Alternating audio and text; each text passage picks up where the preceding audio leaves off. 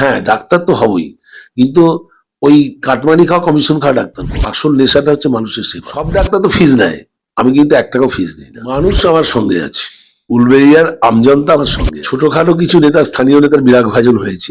কারণ আমি অনেকগুলো জিনিস পছন্দ করি না। এটা আমার আদর্শ।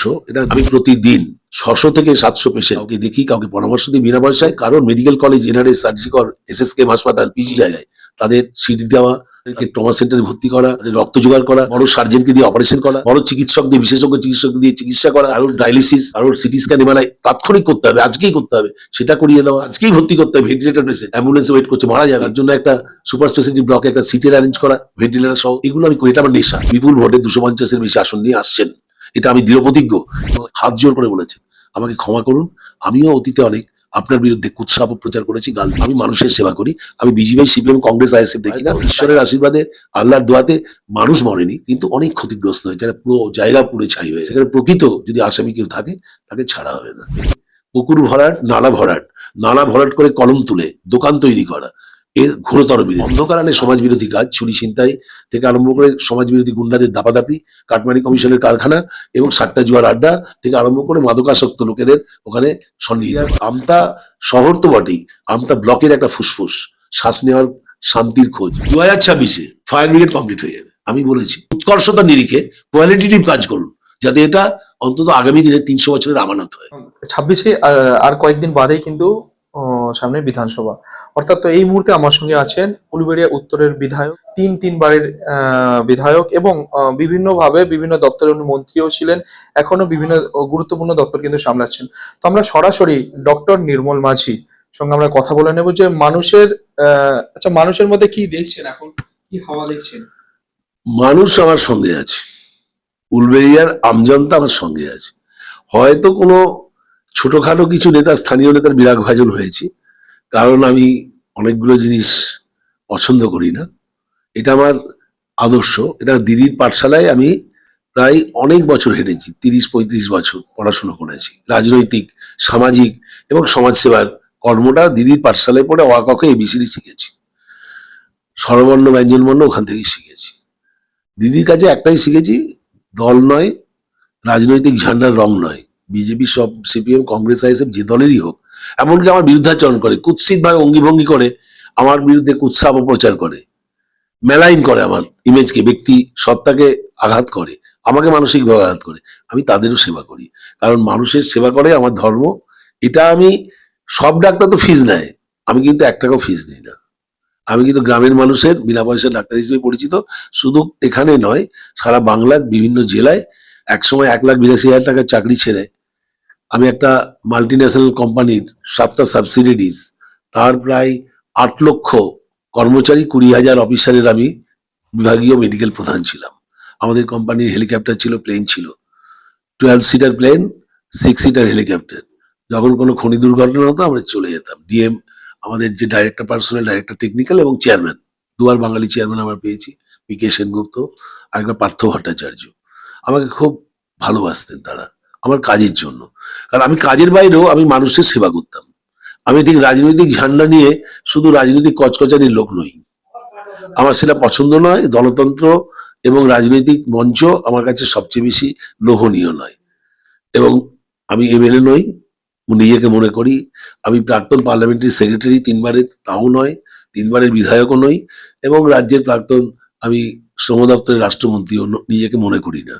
আমি ইন্ডিয়ান মেডিকেল অ্যাসোসিয়েশন সামলেছি 10 বছর, বারবার প্রেসিডেন্ট হয়েছি রাজ্যের এবং কলকাতার সুপার স্পেশালিটি ডাক্তারদের, প্রায় 3 লক্ষ ডাক্তারের, এবং তাদের বিচারের জন্য আমি, মুখ্যমন্ত্রী আমাকে আশীর্বাদ দিয়েছেন, মাননীয় স্বাস্থ্যমন্ত্রী মমতা বন্দ্যোপাধ্যায়, যিনি আমার আইকন, যিনি আমার ফিলোসফার, যিনি আমার গাইড, যিনি আমার মেন্টার। এবং তার জন্যই আমি একবারে 1,82,000 চাকরি ছেড়ে, তার কথাতেই আমি 2004-এ সোমনাথ চট্টোপাধ্যায়, প্রবাদপতি ব্যারিস্টার, কমিউনিস্ট নেতা, পার্লামেন্টারিয়ান এবং দুদে কমিউনিস্ট, তিনি পলিট ব্যুরো সদস্য, তার বিরুদ্ধে তিনি আমাকে প্রার্থী করেছিলেন। আমি এক কথায় চাকরি ছেড়ে দিয়েছিলাম, কারণ আমি আমার আসল নেশাটা হচ্ছে মানুষের সেবা। আমার এই চাকরি, কারোর অধীনে চাকরি করা, তার অঙ্গুলি হেলনে খারাপ কাজের অংশীদার হওয়া, যেমন অনেক নার্সিংহোমে আছে, ভেন্টিলেটারে ডেড বডি রেখে গরিব মানুষকে বোঝা তো উঠছে আর নামছে, ট্যাক্সি মিটার মতো বিল ওঠে, সে সর্বশান্ত হয়। 60 লক্ষ আসলে পাবে কোথায়? যাদের নুন আনতে পান্তাও খোলায়, যাদের ওষুধ কেনার ক্ষমতা থাকে না, দিন আনে দিন খায়, তারা পাবে কোথায়? তা আমি দুটো আমার স্বপ্ন ছিল যে আমার ছোটবেলা থেকে, আমি যখন ডাক্তারি পড়ি হিন্দু স্কুল থেকে, আমি উচ্চ মাধ্যমিক মাধ্যমিক খুব সফলতার সঙ্গে পাশ করে জয়েন্ট এন্ট্রান্সে ভালো র্যাঙ্ক করে, বায়োলজিতে আমার স্টেটে হাইস্ট মার্কস ছিল। তারপরেও আমি মানুষের সঙ্গে তখন থেকেই শিখেছি। আর বাবা চিকিৎসক অধ্যাপক, তার বন্ধুরা প্রভাত প্রতিম ডাক্তার, সুনীল সেন, শ্যামল সেন, রঞ্জিত পাইয়া, ভবেশ লাহিড়ী, সিএস ডন, আমাদের শ্যামল সেন, ভাস্কর রায়চৌধুরী, আবিরলাল মুখার্জি, আইএস রায়, ইন্দুশেখর রায়, এবং এরা সবাই, এদেরকে আমি বলে আমি মধ্য কলকাতার বিস্তীর্ণ অঞ্চলে পেশেন্ট আমি ভর্তি করতাম। অজিত ভাই আমাকে ডাক্তার বলে ডাকতেন, মাননীয় প্রয়াত আমাদের রাষ্ট্রীয় মন্ত্রী। তিনি ছোটবেলা থেকে, আমি যখন স্টুডেন্ট ছিলাম তখন থেকে আমার ডাক্তার বলে ডাকতেন। আমার এই ডাক্তারতে আমি মোহিত হয়ে গেছিলাম যে হ্যাঁ, ডাক্তার তো হবই, কিন্তু ওই কাটমানি খাওয়া কমিশন খাওয়া ডাক্তার হবো না। ওষুধের কোম্পানির কাছে দামি দামি আসবাবপত্র ভেট পাবো, সেই ডাক্তার হব না। আমি মানুষের চিকিৎসক হব, আর যে বিদ্যাটা অর্জন করেছি সেটা পয়সার বিনিময়ে আমি কেনা বেচা করবো না। আমি বিনা পয়সার ডাক্তার। তাই এবং এখানে দুটো স্বপ্ন পূরণ হয়েছে। আমার দিদি রাজ্যের মুখ্যমন্ত্রী, 3বারের সেরা মুখ্যমন্ত্রী দেশের, এবং আগামীতে নিশ্চয়ই তিনি বিপুল ভোটে 250-এর বেশি আসন নিয়ে আসছেন, এটা আমি দৃঢ় প্রতিজ্ঞ। এবং এখানেও আমাদের মার্জিন 11, 16, 21 যে মার্জিনে জিতেছি তার থেকেও ছাপিয়ে যাবে।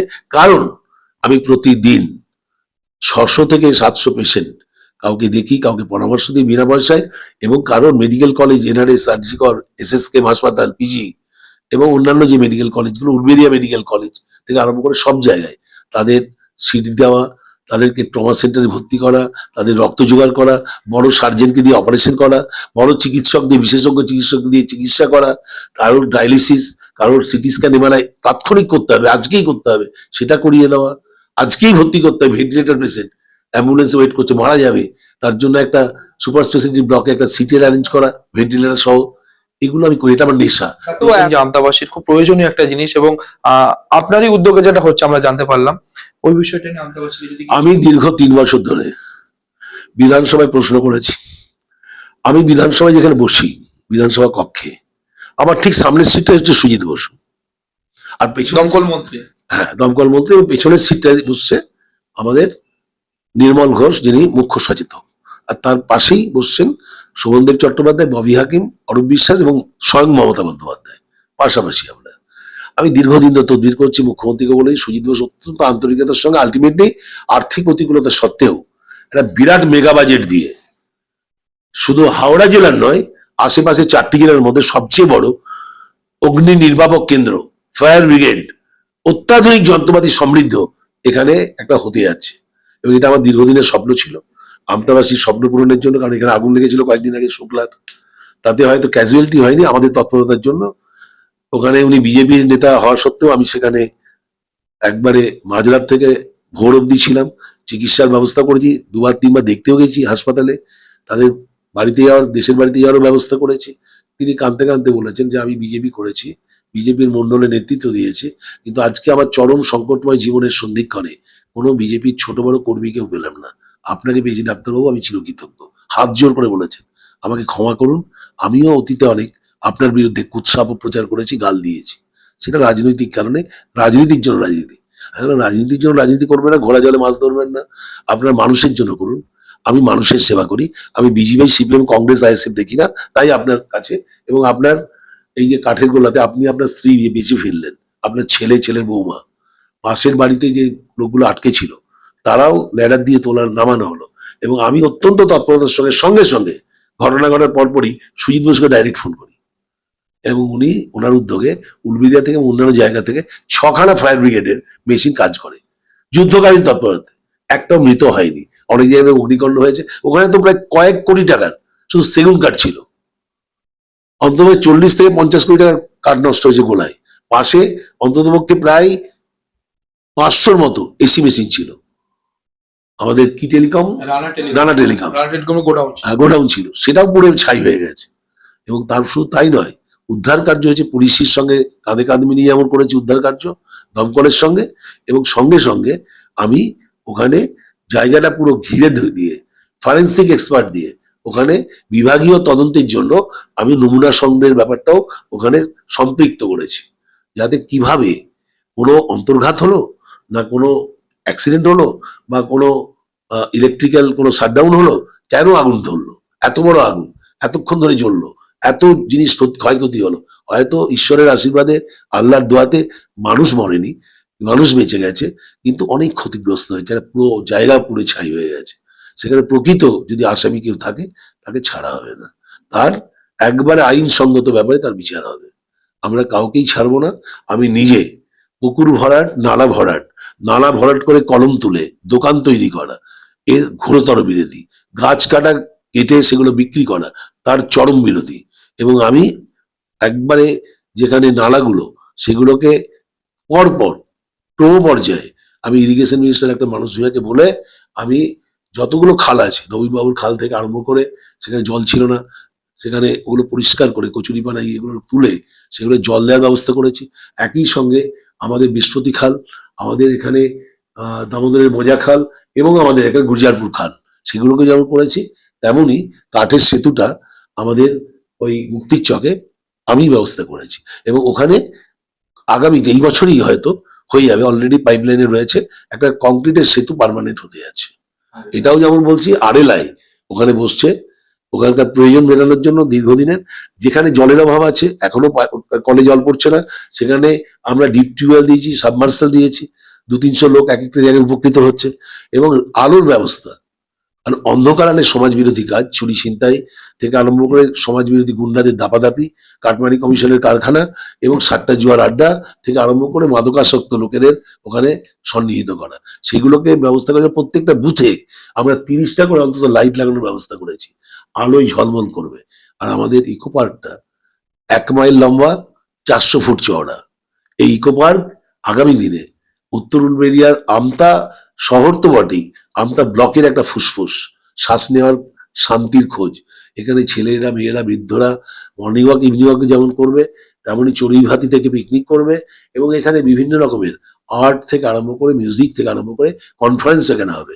একই সঙ্গে চিলড্রেন্স পার্কে আমরা 3টে জিরাফ, 3টে হাতি, 3টে জেব্রা, 3টে ময়ূর, 2টো পেখমতলা এবং 9টা হরিণ ওখানে রেখে দিচ্ছি। ছেলেদের ছোট ছোট মণিমাণিক্য মুক্ত হিরেচুনি পান্ডার মতো ছোট ছোট শিশু ছেলে মেয়েদের মনোরঞ্জন করার জন্য। এবং এগুলো একবারে প্রাকৃতিক পর্যায়ে, আর্টিফিশিয়াল হলেও এদের মনে হবে একবারে ন্যাচারাল। আমি একটা ন্যাচারাল বিউটি, এক টুকরো একটা চিড়িয়াখানা এবং এক টুকরো একটা শান্তির খোঁজের জন্য চেকার স্টাইলস দিয়ে এবং পেপার ব্লক দিয়ে লম্বা লম্বা রাস্তা করে দিয়েছি, একবারে নেট দিয়ে আমরা মান্দারিয়া খালের উপরে চারিদিক ঘিরে দিয়েছি। একই সঙ্গে আমরা ওখানে একটা স্টেজও করছি এবং ওখানে জলের ব্যবস্থা, 20 জন মেল, 20 জন ফিমেল, তাদের বাথরুমের মেগা বাথরুম টয়লেট পরিষ্কার পরিচ্ছন্ন ঝকঝকে তকতকে ব্যবস্থা করেছি। এবং ওখানে একটা কমিউনিটি হলও করছি, যেখানে মানুষ বিশ্রাম নেবে। ওখানে কিচেনের ব্যবস্থা করছি, রান্না করবে, চড়িভাতি করতে আসুক, বা যুবকরা যারা যুবসাথী পাচ্ছে তারাও যেমন পাবে, বেকার ছেলেরাও পাবে, সবাই মিলে একটু আনন্দের জন্য। এই জীবন যুদ্ধের রঙ্গমঞ্চের ঘাত প্রতিঘাত, চড়াই উত্তরায় নাগপাশ থেকে হাসপাস করা, দমবন্ধ করা পরিবেশ, আর শুধু ওপরে যাবো আর পরের নামে কুৎসা অপপ্রচার, আর শুধু অশালীন অঙ্গি ভঙ্গি করে, শুধু পরশ্রী কাতরতা, প্রতিহিংসা বাড়ানো থেকে মুক্তি পেয়ে একটু সবুজের খোঁজ, শান্তির খোঁজ, মানবিক মুখের অঙ্গীকার হতে যাচ্ছে আগামী দিনের উত্তর উলবেড়িয়ার ফুসফুস। 2টো লাংস হচ্ছে এখানে 1 মাইল লম্বা এবং 96খানা লাইট লাগিয়েছি, বাতিস্তম্ভ, 4টে বড় বাতিস্তম্ভ লাগিয়েছি, 8টা করে বাতি, এবং 96টা বাতিস্তম্ভে 2টো করে লাইট। একবারে আলোকের ঝর্ণাধারায়, একবারে একটা মনুষ্যত্বের, একটা সভ্য সমাজের একটা থাকার জায়গা, একটা পবিত্র শান্তির জায়গা, যেখানে বিভিন্ন ধর্মের লোকেরাও আসবে, ধর্মাচরণও করতে পারবে। সেখানে নামাজও পড়ার ব্যবস্থা থাকবে, যে ঈদের সময়ে বলুন বা অন্য সময় রোজা রেখে যারা আসবে তাদের ফলমূল খাওয়ার ব্যবস্থা থাকবে, তাদের জন্য সমস্ত রকম ব্যবস্থা থাকবে। এবং হিন্দুদেরও, ওরাও যারা শিব পুজো করে, কালী পুজো করে, তাদেরও ওখানে সংস্থান রাখা হবে। আমরা সর্বধর্ম সমন্বয়ে একটা মানবিক মুখের অঙ্গীকার, আগামী দিনের এই ইকো পার্ক একটু শান্তির খোঁজ। 2026-এ ফায়ার ব্রিগেড কমপ্লিট হয়ে যাবে। আমি আজকেও 2 ঘন্টা কাটিয়ে এলাম। আমি দিনের বেলায় ভিড়ভাট্টার মধ্যে যাই না। আমি ইঞ্জিনিয়ারদের ডেকে এখনো দেখলাম রাতেও কাজ চলছে, সুন্দরভাবে কাজ চলছে। আমি বলেছি কোনো রাজনৈতিক দলের, এমনকি সরকারি দলেরও, যত বড় কেষ্টবিষ্টু হোক, কাউকে একটি 9 পয়সা দেবেন না। উৎকর্ষতার নিরিখে কোয়ালিটেটিভ কাজ করুন, যাতে এটা অন্তত আগামী দিনে 300 বছরের আমানত হয়। যেমন করে আমতা হাসপাতাল, যত আমফান হোক, যশ হোক, যত সাইক্লোন হোক, যত টর্নেডো হোক, ভূমিকম্প হোক, আমতা হাসপাতাল কিন্তু পড়বে না। কারণ একবারে নিচে 110 ফিট নিচ থেকে প্রায় 100-র উপর 105টা স্তম্ভ দিয়ে এটা তোলা হয়েছে 10 তলার স্বপ্ন পূরণের জন্য। এটাই মিনি মেডিকেল কলেজে আগামী দিনে হবে। আমরা এতক্ষণ কথা বলছিলাম উলুবেড়িয়া উত্তরের বিধায়ক ডক্টর নির্মল মাঝির সঙ্গে।